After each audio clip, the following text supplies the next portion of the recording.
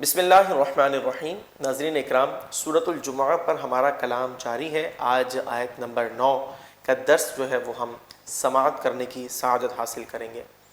اللہ تبارک و تعالی نے ارشاد فرمایا، یا ایھا الذین آمنوا اذا نودی للصلاۃ من یوم الجمعہ، اے ایمان والو جب جمعے کے روز نماز کے لیے اذان کہی جائے تو فاسعوا الی ذکر اللہ وذروا البیع ذلکم خیر لکم ان کنتم تعلمون، تو اللہ کے ذکر کی طرف دوڑو اور خرید و فروخت چھوڑ دو، یہ تمہارے لیے بہتر ہے اگر تم جانو۔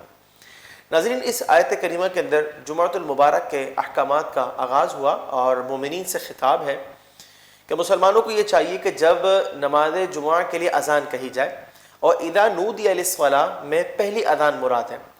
سیدنا عثمان غنی رضی اللہ تعالی عنہ کے دور مبارک سے پہلے، یعنی حضرت فاروق اعظم، سیدنا صدیق اکبر اور رسول مکرم صلی اللہ علیہ وسلم کے عہد مبارک میں ایک اذان کے بعد جمعے کی نماز قائم ہوتی تھی۔ سیدنا عثمان غنی رضی اللہ تعالی عنہ نے مختلف وجوہات کی بنیاد پر دوسری اذان کا سلسلہ شروع کروایا، اور اب دو اذانیں ہونے لگی، ایک کو پہلی اذان، ایک کو دوسری اذان کہا جاتا ہے۔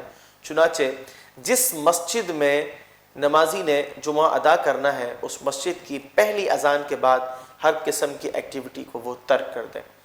اور یہ بات اس لیے ہے کہ فی زمانہ ہمارے ہاں مختلف اوقات ہیں جمعۃ المبارک کی ادائیگی کے لیے۔ کوئی ادا کرتا ہے جمعہ 1 بجے، کہیں 2 بجے، کہیں 3 بجے، کہیں 3:30 بجے، مطلب مختلف اوقات ہیں۔ اب ایسا نہیں ہوگا کہ اگر مثال کے طور پر 1:45 بجے کہیں پر اذان جمعہ ہوئی، اب جس نے 3:30 بجے نماز پڑھنی ہے جمعے کی، تو وہ 1:45 بجے سے لے کر کے 3 بجے تک یا 3:30 بجے تک فارغ بیٹھا رہے، ایسا نہیں ہوگا، بلکہ جہاں اس نے جمعۃ المبارک کی ادائیگی کرنی ہے اس کا اعتبار کرتے ہوئے پہلی اذان پر ہر چیز کو موقوف کر دے اور جمعے کا اہتمام کرے۔ فرمایا کہ وذروا البیع، خرید و فروخت چھوڑ دو۔ مفسرین فرماتے ہیں کہ خرید و فروخت اس لیے اس کا خاص حکم بیان کیا گیا کہ لوگ جمعۃ المبارک میں بکثرت خرید و فروخت میں مشغول ہو جایا کرتے ہیں۔ گاؤں دیہات سے لوگ آیا کرتے تھے اور شہری لوگ ان کے ساتھ کاروبار کیا کرتے، چنانچہ سب کے سب تجارت میں مشغول ہوتے ہیں۔ تو فرمایا کہ خرید و فروخت چھوڑ دو، لیکن مطلب یہ ہے کہ خصوصیت کے ساتھ یہ چھوڑیں اور بالعموم تمام تر مصروفیات کو چھوڑ کر جمعے کی ادائیگی کا اہتمام کریں۔ اس سے پہلے فسعوا کا حکم تھا کہ دوڑو اللہ کے ذکر کی طرف، تو یہاں مراد یہ ہے کہ جس وقت جمعۃ المبارک کے لیے اذان ہو جائے اور اس شخص نے وہی نماز پڑھنی ہو تو پھر اہتمام کرے باوقار طریقے سے۔ آپ صلی اللہ علیہ وسلم نے فرمایا، جس کا خلاصہ یہ ہے کہ جب اقامت کہہ دی جائے تو تم باوقار طریقے سے جماعت میں شمولیت اختیار کرو، جو رکعتیں تم پالو ان کو ادا کر لو، اور جو تمہاری فوت ہو گئی ہیں ان کو بعد میں پڑھ لو۔ تو آپ علیہ السلام کی اس حدیث مبارکہ سے ہمیں یہ واضح ہوتا ہے کہ جب ہم نماز کی ادائیگی کے لیے جائیں گے تو بڑے باوقار طریقے سے بہتر طور پہ جائیں گے۔ بہت سے لوگ بھاگتے ہوئے جا رہے ہوتے ہیں آخر میں، یہ ایک غیر مناسب عمل ہے۔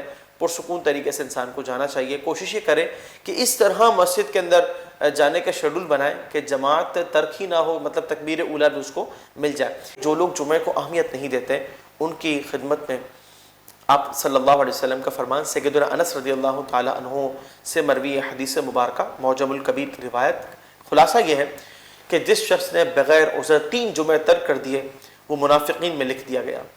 چنانچہ ہمیں اپنے حال پر رحم کرنا چاہیے۔ بہت سارے اعمال ایسے ہیں جو ایمان پر اثر انداز ہوتے ہیں، یعنی ان کی بے برکتی سے ایمان سلب ہو جانے کا یا انتہائی کمزور پڑ جانے کا اندیشہ ہوتا ہے۔ چنانچہ نماز جمعہ کی ادائیگی میں غفلت، سستی اور کوتاہی یہ انتہائی ایک سنگین جرم ہے۔ وجہ یہ کہ اس کی فرضیت ظہر کی فرضیت سے زیادہ موقع ہے۔ چنانچہ ہمیں جمعے کا بہتر طور پر اہتمام کرنا چاہیے۔